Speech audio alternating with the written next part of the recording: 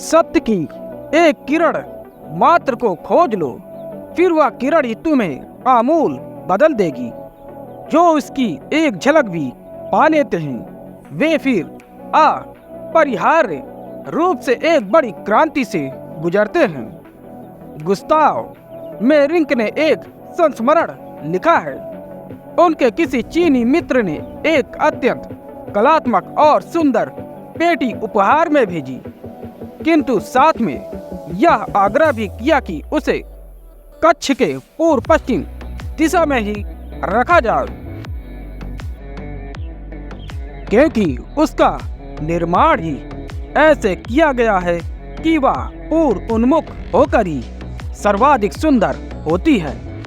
मेरिंक ने इस आग्रह को आदर दिया और कंपास से देखकर उस पेटी को मेज पर पूर्व पश्चिम जमाया, लेकिन वह कमरे की दूसरी चीजों के साथ ठीक नहीं जमी। पूरा कमरा ही बेमेल दिखने लगा। तब और चीजों को भी बदलना पड़ा। मेज भी बाद में और चीजों से संगत दिखे, इसलिए पूर्व पश्चिम जमानी पड़ी। इस भांति पूरा कक्ष ही पुनः आयोजित हुआ और समय के साथ ही उससे संगत ही बैठाने को पूरा मकान ही बदल गया। यहाँ तक कि मकान के बाहर की बगिया तक में उसके कारण परिवर्तन हो गए।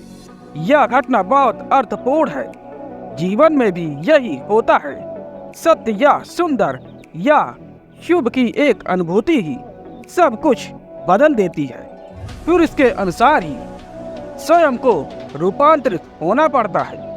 अपने जीवन का एक अंश भी यदि शांत और सुंदर बनाने में कोई सफल हो जाए तो वह शीघ्र ही पूरे जीवन को ही दूसरा होता अनुभव करेगा, क्योंकि तब उसका ही श्रेष्ठतर अंश अश्रेष्ठ को बदलने में लग जाता है।